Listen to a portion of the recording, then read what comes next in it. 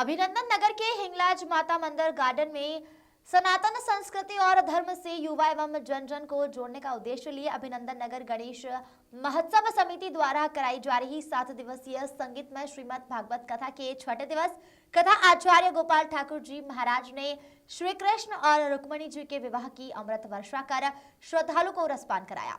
वहीं भगवान की दिव्य महारास लीला का सुंदर वर्णन किया गया। इस मौके पर बड़ी संख्या में उपस्थित महिलाओं ने गोपियां बन भगवान श्री कृष्ण के साथ महारास किया।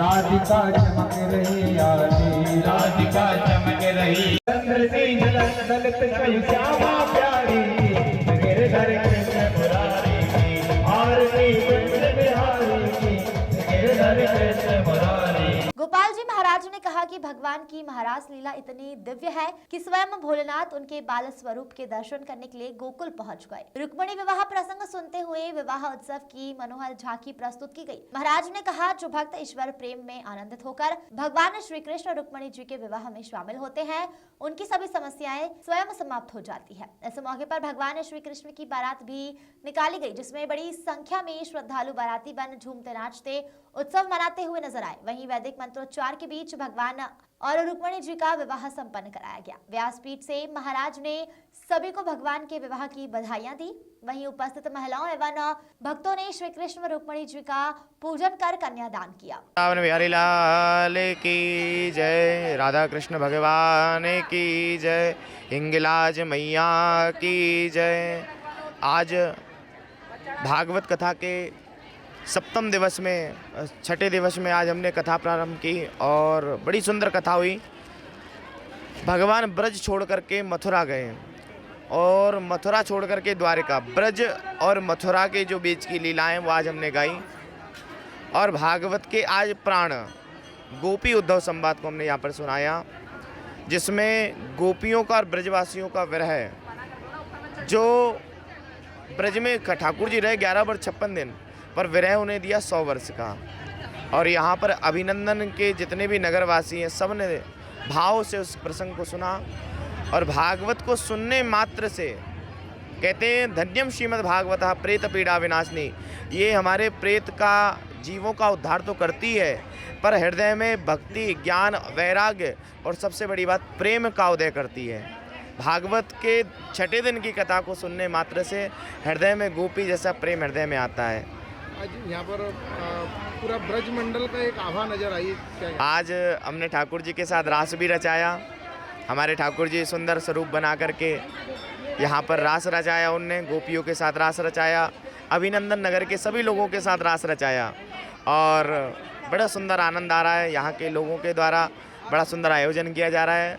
और जो ये समिति है, अभिनंदन उत्सव गणेश समिति जो है यहाँ की, वो बहुत सुंदर व्यवस्था के साथ में आयोजन करा रही है। हमारा नाम गोपाल ठाकुर जी महाराज है। हम श्री राम वृंदावन से आए हैं कथा सुनाने के लिए।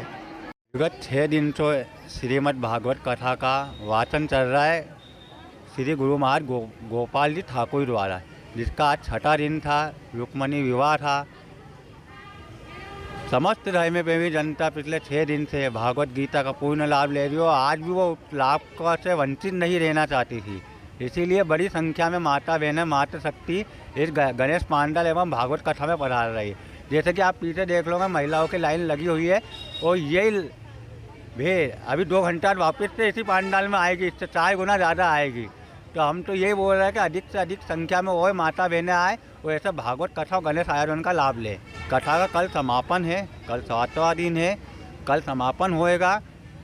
परसों के दिन यहाँ पे पार्थिव शिवलिंग निर्माण एवं रुद्र अभिषेक रखा गया है और उसके पश्चात सोमवार के दिन विशाल भंडारा 16 तारीख को रखा गया है जी और 17 को गणेश जी का विसर्जन हो जाएगा।